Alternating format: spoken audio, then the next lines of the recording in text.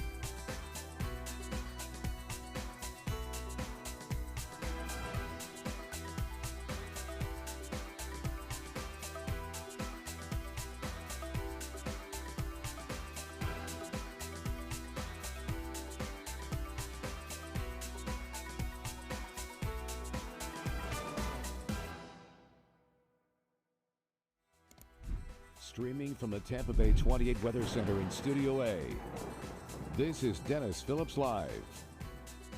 Brought to you by Storm Smart. Protect every opening of your home.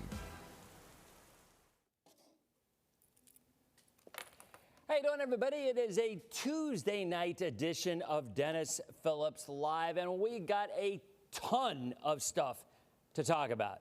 So, folks, if you're watching on the spot, as always, appreciate you stopping by and saying hello. We've been doing this TV thing now on the spot for well over a year. We've been doing the stuff on social for about 20 years.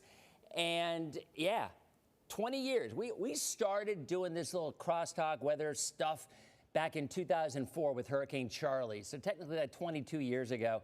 And it was mostly just a bunch of us who were a bunch of weather geeks. And, you know, we like talking about weather, and we would have some chit chat and whatnot. And once our station got into contract with the Tampa Bay Lightning and we became the official broadcast partner of the Tampa Bay Lightning, we had our TV station, which if you're watching on the spot, again, appreciate it. I know a lot of y'all watched the Lightning through last season.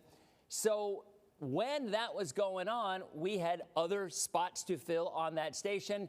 And they're like, hey, would you like to do DPL on TV? I'm like, sure, why not? What could go wrong? On a nightly basis, what could go wrong?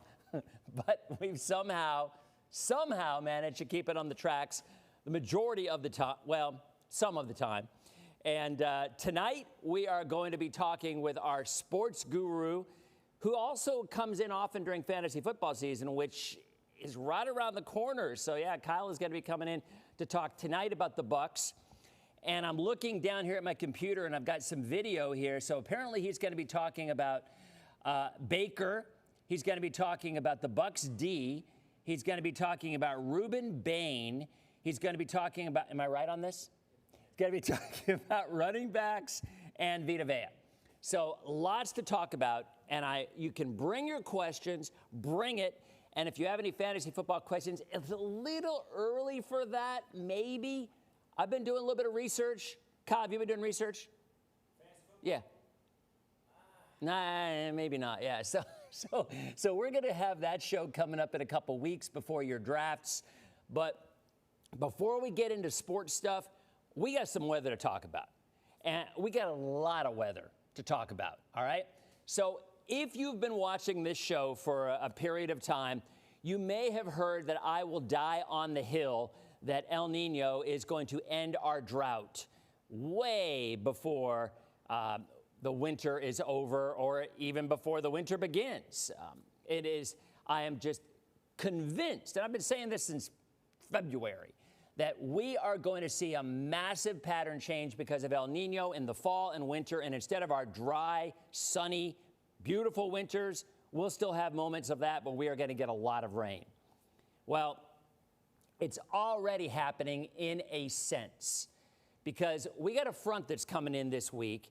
How many times in the month of July and early August do we see a front that's packing enough punch to bring us some significant rains. It happens, but it don't happen very often. So let me show you what we have going on right now, and we'll kind of go from there. All right, so this is a look at the radar, and things are pretty quiet, and I'll tell you, they'll be pretty quiet most of the night. I do think overnight we will begin to see some rain. Man, if you live in Citrus County or Hernando County, I was probably talking with a lot of y'all last night between 1 a.m. and 4 a.m. because it was opening up. I mean, they picked up 8 inches of rain, tons of lightning. People were freaking out, and they're asking me, why are there no severe weather warnings? Well, this is something you're preaching to the choir on this one, and I when you get a severe thunderstorm warning, all right, that is a quantifiable thing where it has to be one of two things. Well, I guess technically it does need to be a thunderstorm, so one of three things. Has to be a thunderstorm, has to be 60-mile-an-hour winds, or 1-inch hail, or all of the above, right? Most of our thunderstorms this time of the year just have tons of lightning, but they don't have the other parameters. So by definition, they're not a severe thunderstorm. So if they're not a severe thunderstorm warning, you ain't gonna get it on your phone. Now, I will be posting things, and I'll be saying, hey, you got a lot of lightning or whatever, and as will Greg and Jason and the rest of the team. But you're not gonna get those beep, beep, beep warnings that you get in the middle of the night or whenever to tell you there's a severe thunderstorm warning. So we did not have a severe thunderstorm warning last night. We had a special marine warning, which is a little different. But at the end of the day, we had all this rain, we had all this lightning for those counties, and we never had any warnings or advisories. Get used to that, because the next several days, we have got some real significant rain potential in our forecast. So again, there's a look at the radar. There's the rainfall over the last 24 hours, all right? Look at our northern counties. That says the 24-hour rainfall, but the reality of it is that was maybe a 4-hour rainfall. That's it. Western Hernando, western Citrus County, you picked up 6, 7, 8 inches of rain. Cat's like ban button for no warnings. You know, it's interesting. We're going to have the MIC of the NWS, which means the meteorologist in charge for the National Weather Service, on Thursday night, right here on DPL. They're going to be in studio, the new MIC. And that, you know, that'd be a question we could ask them. I mean, look, it's a government organization. They are going to do what they do. The Weather Service cannot issue an advisory per se, an official advisory, if there are no parameters for it. But I do think it's kind of a disservice. I really do. I think there should be some kind of an advisory when lightning is at a premium. If we're looking at extensive lightning, maybe an extensive lightning warning. I mean, look, they're not going to listen to me. I mean, I'm not saying the local guys. I mean, they're just not gonna, right? I mean, we're the little guys. But I would still say that more people are concerned about a storm with lots of lightning than the occasional 60-mile-an-hour storm or 1-inch hail. Just my opinion. Anyway, there's a look at temperatures right now, upper 80s to around 90 degrees. Feels like temperatures up around 100. Citrus County was kind of crazy because they had 7 or 8 inches of rain overnight, and then they had a heat advisory in the afternoon. So, and that's just set to expire coming up shortly. So there's a look at the highs today. I mean, you look at those highs, and they were below average in Clearwater, below average in St. Pete. So we certainly did not come near breaking any records. But man, when you hit those dew points in the mid to upper 70s and the feels like temperatures in the upper 90s, yeah, you'll notice it. You know it's July or August. Amber wants to know if Sunday will be a washout. All right, we're going to talk about that coming up in just a minute or two, all right? Because I think it's a conversation we need to have. 92 the high today. The morning low dropped down to 80. There's the satellite, everything kind of moving west to east. Overnight, there will be another round of storms moving in first thing in the morning. Pinellas, Pasco, maybe Hernando. And check out Greg in the morning. He'll kind of let you know what's going on with that. But yeah, we're going to have ourselves some decent rain for some of the area, maybe a couple inches of rain, certainly some lightning. But overall, in the afternoon, a lot of that coverage is going to move east. So I would not call tomorrow any kind of a widespread day with rain coverage. But let's look at Thursday, all right? there comes the front. There it is, Thursday morning, 7 o'clock. All right? And then you got 8 o'clock. And then you got 9 o'clock. And then you got 10 o'clock Thursday morning. So that front is the leading edge of a pretty significant area of rain that's going to come through. And this is what I was hinting at about the whole El Nino. Whether or not, look, you can't blame every weather phenomenon on El Nino, but when you see fronts that are more active, as they often can be, that this time of the year, I would say, is a majority of that you can pin on the change with El Nino. It activates the subtropical jet. It energizes systems far more than usual, and normally it's more of a fall and winter thing, but I would argue it's coming into play even now with the summer. And then that front just kind of lingers, and that's the big question on Thursday, Friday, into the weekend. How long will that front, how close will it be, and just how much rain are we going to get out of it? Well, if you look at the temperatures through the weekend, they're going to stay in the mid-80s. What does that tell you? That doesn't tell you that a cold front's going to come in and bring us cooler, drier air, though it would be nice. That tells us we're going to be cloudy, and we're going to have rain. And there is your forecast. Look at Thursday, Friday, Saturday, and Sunday. Heavier rain along the coast. Coverage will be widespread. Will it rain the entire time? Of course not. Will it rain more than we're normally expecting to see at the end of July into August? Yeah, I think it will. And I'm even considering throwing out an arc alert, which, if you're not familiar, it's just one of those things. When I think we're going to get excessive rain, you know, ark, Noah and his ark,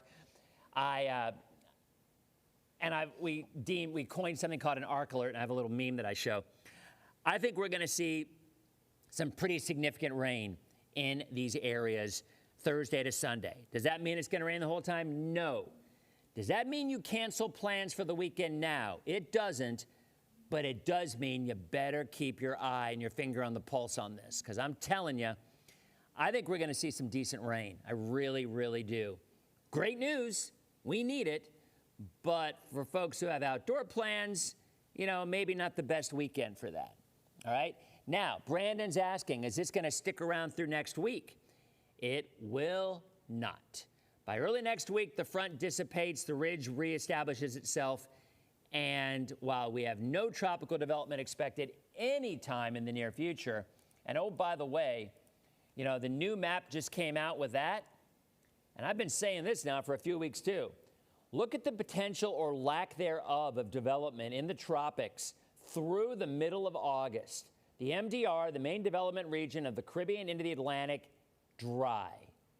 That's the week of August 5th. The week of August 12th through the 18th, dry. Nothing.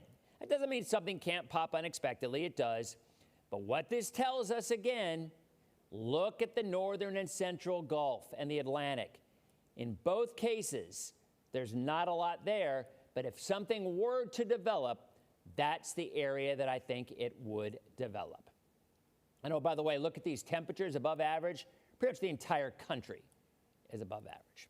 All right, so there you have it. And I'm going to go ahead and give you the 7-day real quick, too, and then we will take a commercial break, and we'll be back with Kyle. So the 7-day pretty much spells it out for you. Rain chances between 60 and 80% right through the weekend. Each day, there's going to be some really solid coverage. Is that going to end a drought? Of course not.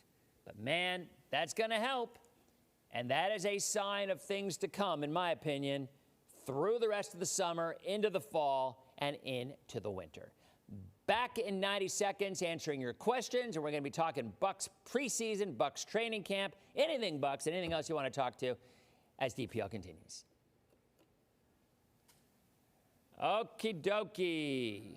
All right, we got Kyle here. Who's directing in there? Derek. Okay, Derek.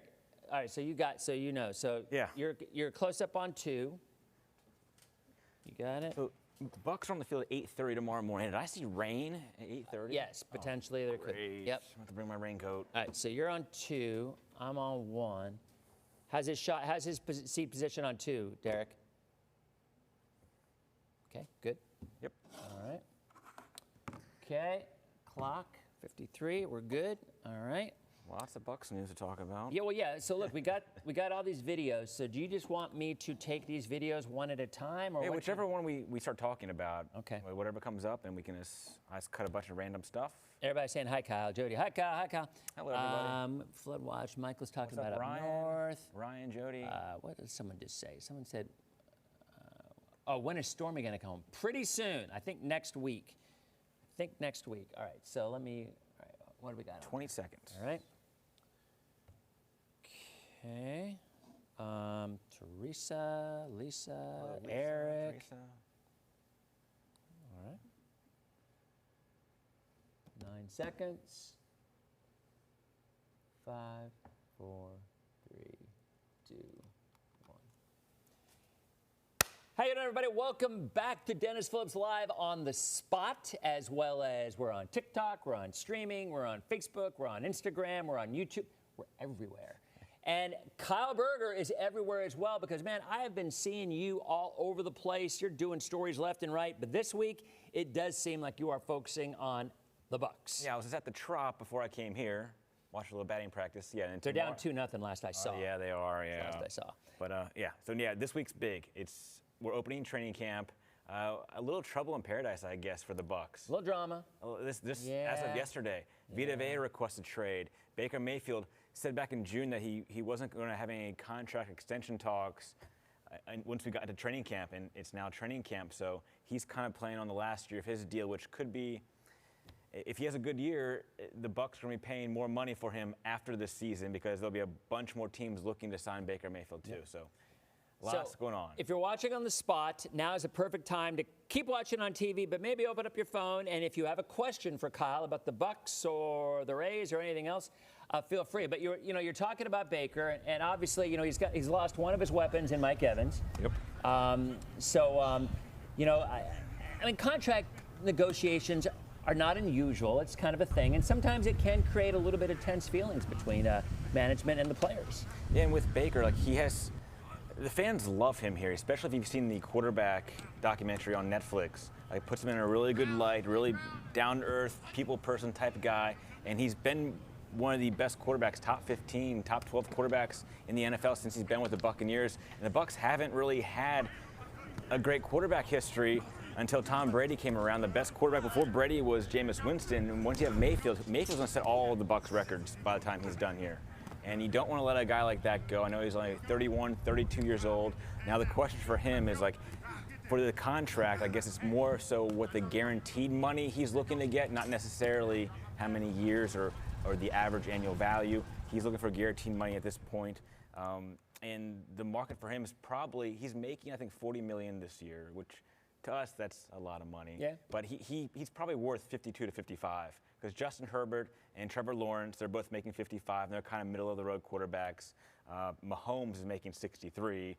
Dak Prescott 60. So I would think 52 million is probably what he's looking at. Yeah, and I was reading somewhere that that puts him kind of in the middle of the pack of quarterback salaries. And you can argue that he's been better than the middle of the pack. He has, yeah. The first half of last year, he was the MVP until, if you watch the Netflix documentary, quarterback, you saw the injuries that he dealt with. After week 3, his entire arm was purple. He got hit. He had ACL, MCL, PCL. Anything you can think of, he had something wrong with him. He played through it. In the 3 years he's been here, he hasn't missed a game either. So he sticks it out. If that's good or bad for the team, you might want him to sit sometimes, but he's a gamer. He's always in there. What about the defense? Okay, so the defense, aside from the Vita Vea news, which could be crucial, Alex Anzalone, one of the new guys, he's going to be one of the leaders on the team. He came from Detroit. I like what they did with the defense. There's Zion McCollum at defensive back. They lucked out in landing Ruben Bain Jr. with the 15th overall pick in this year's draft because this kid he's going to be a stud. I mean, he's going to rush the quarterback. The Bucs had very few sacks last year. They had I don't know the number off the top of my head, 37 maybe, but it's the lowest amount of sacks they had in the Todd Bowles era, and this kid's going to change that. Let me ask you a question about that. So I think the general consensus is the guy's got a ton of talent. I remember back in the day when the Bucs drafted Warren Sapp, one of the best ever, and there were questions about character. About character coming out of Miami. And, I kind of heard rumblings the same way about Ruben Bain. I mean, I've seen it, but clearly the Bucs have done their homework. Right. You know, that you figure if they're going to take a first-round pick on somebody, and I guess my point is, do you think that might be one of the reasons why he fell a little bit in the draft? Because honestly, I was seeing some of the predictions. He was top 8, top 7 in some places. Top 5 too, yeah. The biggest thing on him was coming out of college, he was in a car accident. I don't know all the details exactly of the fault or anything like that, but it was a car accident issue, and that kind of leaked out before the draft. But the Bucs did their homework months prior and found out that he was okay. And that's the thing too. Sometimes with athletes that, especially with, and not this wasn't the case with him, but with ACLs, with tears, you know, with issues with your knee or whatnot. You know, the players, it's tricky because they want to get paid, but the team does not, again, want to give up one of their best picks and somebody they're not sure is healthy. So you're saying it's the same thing with him, that, you know, they more than likely did their homework, because everything I've read, this guy can ball. Well, his biggest knock was they said he has short arms. That was the biggest thing during the combine. They measured his arms, and like he's not the, I guess, the prototypical arm length for a person in his position. But as long as he can get after the quarterback, I mean, who cares how long his arms are? It's a true story. Well, what about Vita Vea? Because you had mentioned, you know, we talked about that. It came out on ESPN yesterday that he wants a trade. He's requesting a trade. Now, this is big because Baker and Vita are probably your two most important players on each side of the ball. I mean, this guy, he's the nose tackle. He's the one that disrupts the quarterback. He causes all the trouble for the opposing team. So Vita Vea, he's 31 years old. He's making $17 million right now. And if he signed this contract, if he's in the last year of a 4-year contract, and he wants more money. He feels like that he's worth more than what he's being paid, and honestly, he is. But he didn't sign this contract in this last year, so he wants. Since he's 31 years old right now, he wants to get the money now, because once he hits 32, that's kind of when players at his size and his position kind of start falling off. Yeah, I mean, it makes sense. I mean, he wants to get paid, and that's always a big thing with running backs too. We got to hit a break because we are so ridiculously over. But you know, you talk about running backs. I use Saquon Barkley as an example. I mean, you know, he finally got paid, but you know, they're so concerned because one injury, and they're done, and the money's gone. And a lot of times, his NFL contracts are not guaranteed contracts. Yeah, and with Vita Vea, he makes everything go, because with Ruben Bain Jr. on one side, Yaya Diaby on the other side to rush the quarterback, Vita Vea, it takes two guys to block him. So he takes up so much space, and it frees up your other guys rushing the quarterback. So he's a very valuable piece of the defense. All right. Gotta hit a break. Back in 90 seconds. Keep your questions coming. We're going to continue after we're done with the spot, but we got to hit this break. We're back in 90. We are so heavy. All right, so we got to hit one more break, and we're out at 58. So we literally only have probably 2 minutes for this last segment. And then you can stick around. We can add some more questions after. Yeah. Let's see. Realistically, what do you think we can get for Vita? He's 34. He's 31. He'll be 32 in February. You can probably get a third-round pick for him. Okay. All right. David's asking about Arch Manning. You know, that was an interesting, because there was all that talk that he was going to come out and, you know, come out early. Yeah. And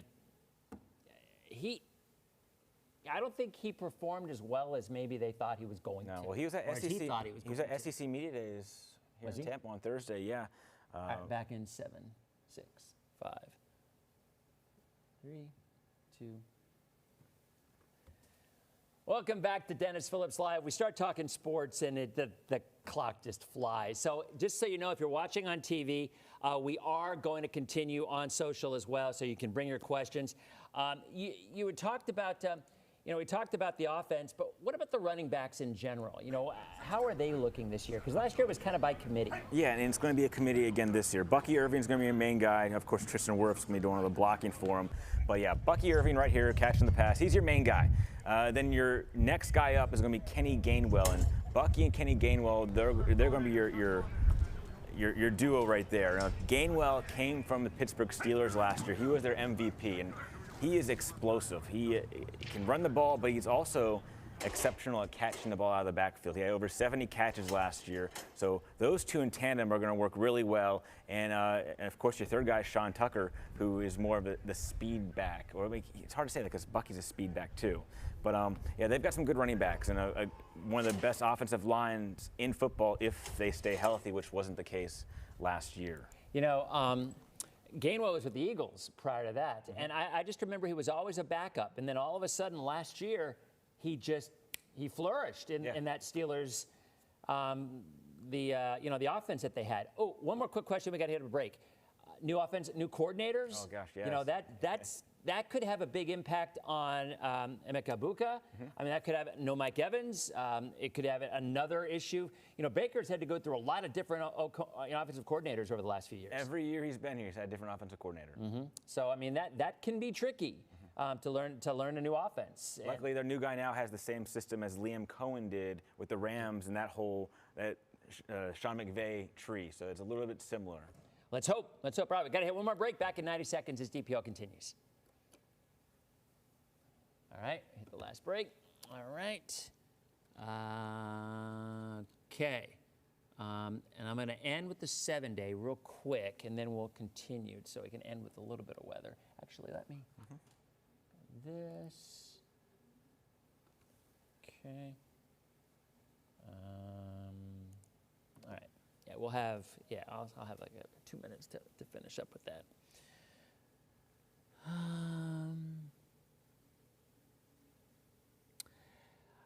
Sean will be in Weeki Wachee Thursday to Saturday. Will you be in trouble? I mean, I think you're going to see some decent rain.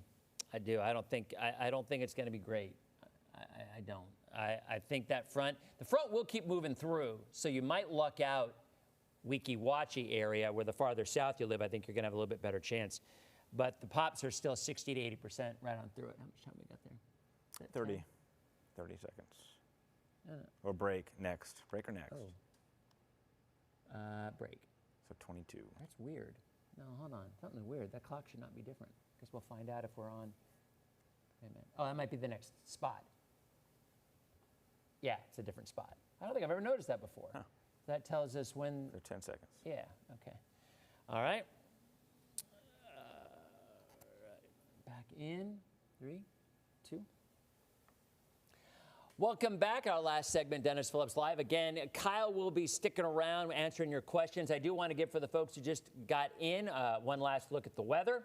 So in terms of the tropics, anytime you get a stalled out front, the Euro has a tendency to try to develop a little something along it. It may happen. This is next week. But whatever does develop, even if it does, is going to move away. In terms of our rain chances, well, here's the overall rain forecast. And that is really solid. This is over the next week. Look at all that red. It doesn't let me zoom in any further. I would. Look at all that red. That's a good 4 to 6 inches of rain. Probably some areas are going to be a lot more than that. Here is a look at the Euro again. So this is tomorrow morning. All right. There's tomorrow afternoon. There's Thursday morning. No, it's Friday morning. Actually, I skipped ahead. There's Thursday afternoon. There comes the front. There's Friday morning. There it is. A lot of rain on top of us. There's Saturday morning. More rain. Look at that. There's Sunday morning. More rain. Look at that. That's Sunday afternoon. And then finally on Monday into Tuesday, it still lingers until it finally starts to lift out by later Tuesday and into Wednesday. So yeah, a quick look at our 7-day. Guys, we've been begging for rain. Looks like we're going to get it. So tomorrow, morning showers along the coast. Moving inland in the afternoon. I don't think it'll be a lot of rain tomorrow afternoon. Thursday morning, that rain starts mid-morning, moving from north to south with the front. And then Friday, Saturday, and Sunday, just kind of unsettled weather with a 60 to 80% coverage of rain through the weekend. And then next week, the rain starts to lift away. So again, if you're watching on the spot, we're going to continue answering questions and talking Bucs football on social. We'll be back tomorrow. Kylie McGivern is going to be here to talk about a story she's working on. Thanks, Kyle. We'll see you tomorrow night on our next DPL. All right, we're in break, and we are out. Okay, so What else do we want to talk about? Michael wants to know how the Gators are going to do this year. Okay, gosh. I mean, first-year head coach John Sumrall, he's been a master at turning programs around so quick, from Troy to Tulane. He took Tulane to the college football playoff, and I thought it was really cool that he was hired by the Gators, and they still let him coach his Tulane team. So he's got a lot of talent, and in the past, the Gators haven't really lived up to their talent. So I think John Sumrall, we had him in studio a few months ago. Love John Sumrall and all of his energy. But they've got some good offensive talent, and I think he can get the best out of them. Maybe a year or two away from actually competing for an SEC East crown, I think. So John wants to know, if the Gators lose Vea, who are they going to plug the hole with? Okay, so you got some options if the Bucs lose Vita Vea. They brought in Nacho Roches, who they had a couple years ago. They signed Ashawn Robinson, who came from, I believe, Detroit. So those are your two plug-and-plays immediately. They're both on the older side, so if you do trade Vita Vea, you'll have a second or third round pick that you can end up drafting another nose tackle in years. But yeah, Ashawn Robinson or Nacho Roches. It's an interesting thing these days because, you know, it used to be back in the day, I hate to be that guy, but it used to be back in the day, you know, if you're with the team, you just can't demand to be traded.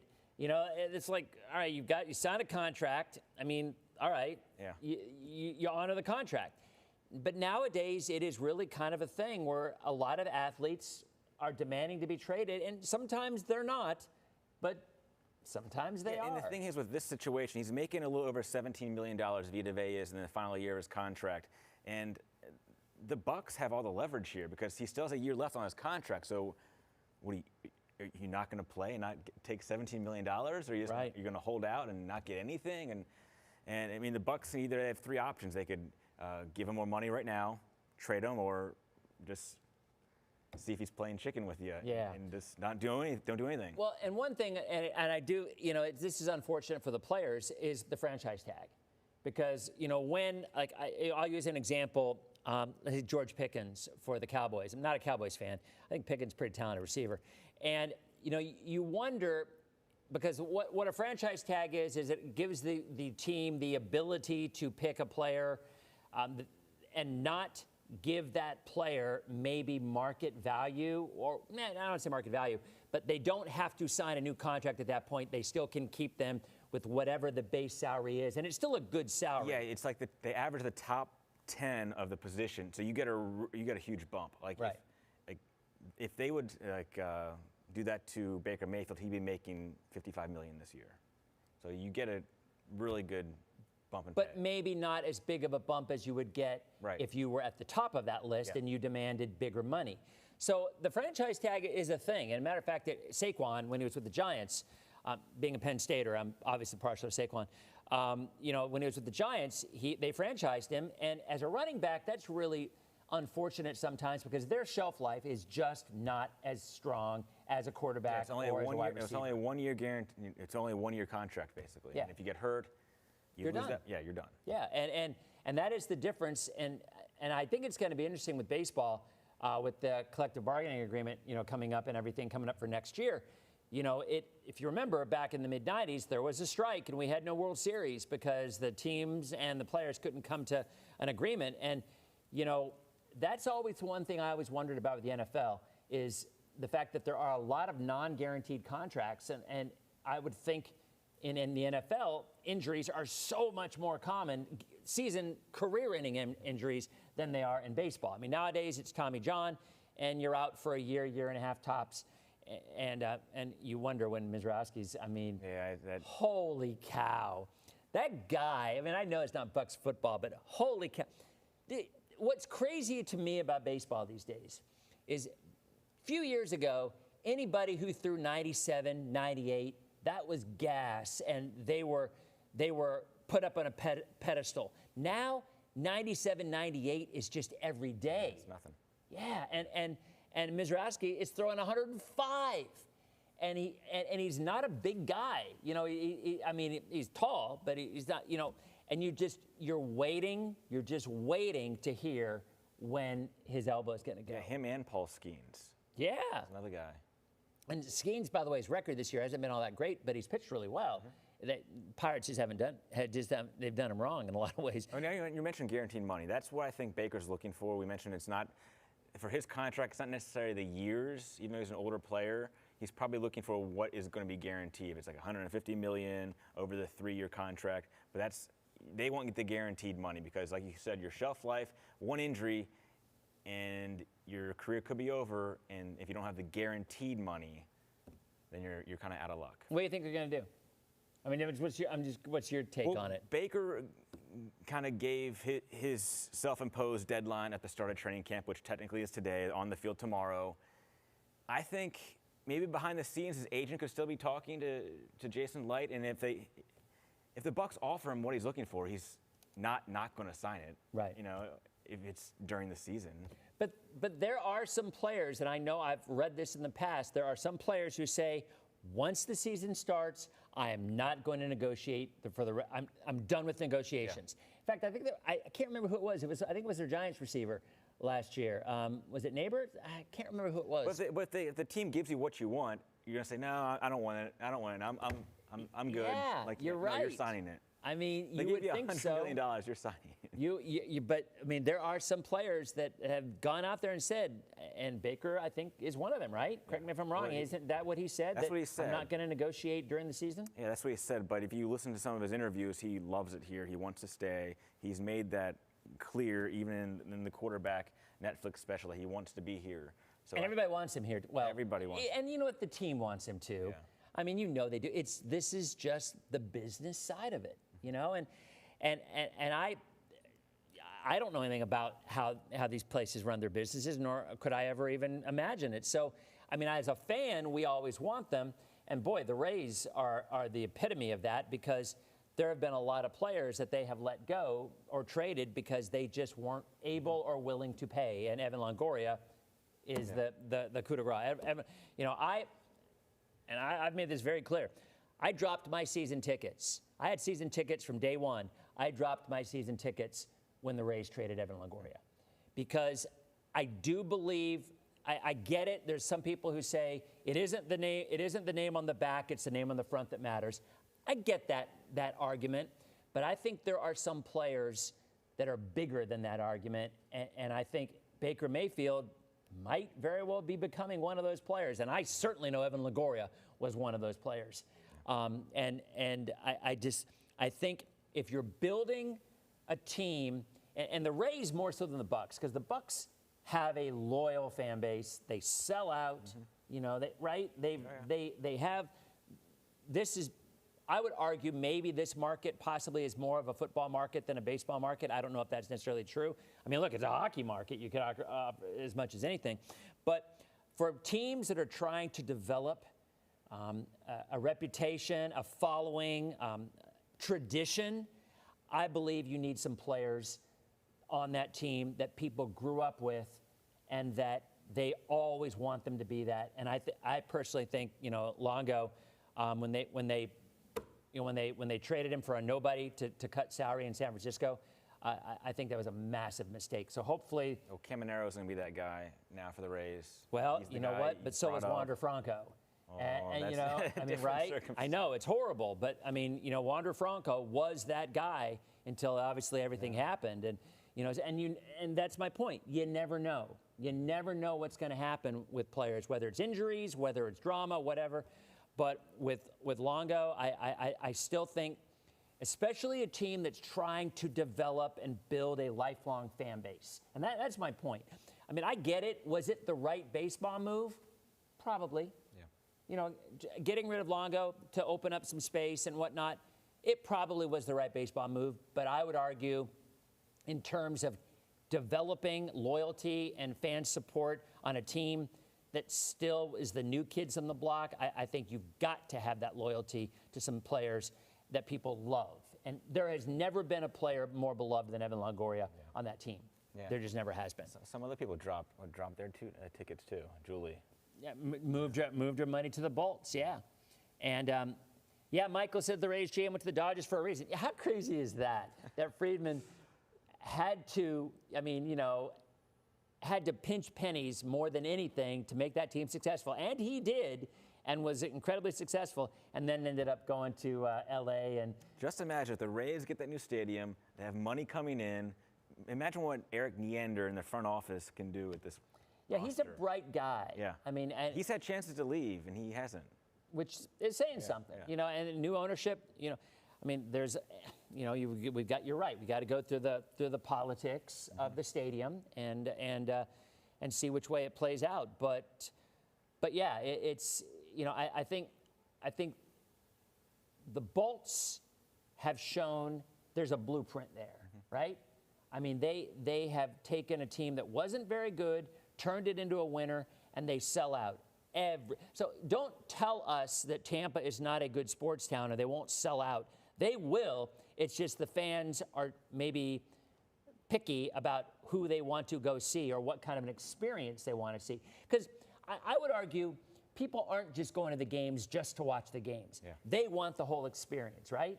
Right. And when you go to the Bolts games, you get that. You get the music, the lights, everything. And I think you do at the Trop as well, but I do think a new venue would open up a lot of avenues. I mean, clearly I'm pro stadium. Look, that's, same here. I mean, come on. That's my job. Yeah, I I'm pro mean, stadium. you know, I love the team, so I would, and not to mention, it's be like 2 blocks over from here. Yeah, on our break, like we did at the Steinbrenner Field last year. Yep. Walk over on our break. Just to go over. So anyway, I don't know. Now when, okay, and when is that? So they've pushed back the votes, I think, right? We're talking Ray Stadium. Yeah. Oh gosh, I think they've pushed the votes back to. I think it was supposed to be in August, and then I think they pushed it back again. And now Ken Babby's meeting individually with all the Tampa City Council people. Saw that. Yep. So I don't know. Sean, how you doing? Hey, Sean, we got a cold front coming in. No 540 lines, mind you, but we do have a cold front coming in, and it's going to bring some rain back. So. Anything else about the Bucs that you want to cover that we haven't talked? I think we hit all the video, man. right? We hit every one of these video. I'm just worried about rain tomorrow morning when I got to be out there at camp. Yeah, I mean. And Thursday. Well, here, let's go ahead and look, because, I mean, the 7-day certainly shows the chance of rain. But, yeah, if you look at Futurecast here, it's definitely pro-rain. So this is tomorrow morning, 7 o'clock, 8 o'clock. We're on the field at 8:30. That's when we're on the field. It's outdoors or indoors? We'll be outdoors, but if it's raining, we'll be indoors. Yeah.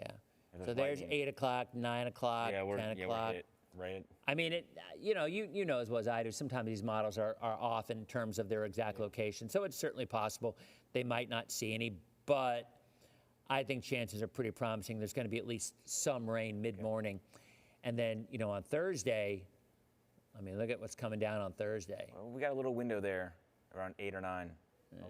Maybe. Little window. Maybe. Yeah, Baker can fit it through that window. Maybe being a little optimistic that, I'm afraid. So anyway, so we got a plan on when you're coming back for fantasy football discussion. So I don't like training camps when I start looking into fantasy football because there's no point to be reading up stuff and there's no one on the field yet. Yeah. So now we got people on the field. We can see how the depth charts are gonna be shaken out. Yep. See who's gonna kind of be that guy that comes out of nowhere. Have you looked at? Because I haven't. I'll be honest. Matter of fact, on my way into work today, I turned on fantasy football radio, and started to listen to a podcast as well for the first time for the whole season. Because I'm just not at all familiar with the rookie class, at least in terms of who would be starting or who wouldn't. So is there anybody out there that people are? That are kind of like for rookie of the year. Well, you know what? Well, Jeremiah Love is the running back who's taken 3rd overall by Arizona. Rookie of the year. I'm looking forward to. So I'm in a keeper league. One of my he's the keepers- favorite. One of my keepers is Luther Burden. He's a 2nd-year guy for the Bears. I'm really excited about him. So according to AI, Jeremiah Love and Fernando Mendoza, obviously. Might not be starting though. Okay, rookie of the year. I mean, Yeah, Kirk, rookie of the Kirk year. Cousins is out there. Yeah, and then Carnell Tate, Yeah. wide receiver for the Titans, and then Jordan Tyson for the Saints. Boy, the Saints having anybody as a rookie of the year, that's something. And then defensive rookie of the year, David Bailey, and Reuben Bain. There you go. 2nd choice, so edge rusher. So there you go. Well, we're going to, I think we need to do the fantasy stuff probably by the end of August because most drafts are Usually, we do ours on Labor Day weekend, like the week before regular season. So I mean, yeah, it's somewhere end August. Okay. All right. We'll be back then. Yeah. Appreciate it. Thanks for coming by. No problem. Guys, there you go. So again, one last look at the. I'll go ahead and call up the 7-day for you. It's it's going to be a little bit rainy. I'm going to go rain chances. I'm going to advance the map over here. It's going to be like anywhere between 60 and 80% coverage coming up starting Thursday right on through the weekend. I mean, there it is, 60, 70, 80%. Time frame, I do think coastal areas will see it earlier in the day. We're still going to have a west-southwest flow, and then the rains will kind of push inland in the afternoon. And then I do think by early next week, southeast winds return, and we're going to be back with more of our traditional early August pattern, which is a lot of heat, a lot of humidity, and scattered storms. So thanks for stopping by. As always, guys, appreciate it. Tomorrow night, Kylie is going to be here. I have no idea what she's talking about, but she's going to be talking about a news story that she did. So she'll be here, and of course, we're going to be tracking, I think, a lot of weather tomorrow night that's going to continue right on through the weekend. So have a great night. Thanks for watching. Kyle, thank you very much for coming, and we'll see you tomorrow night on our next edition of Dennis Phillips Live.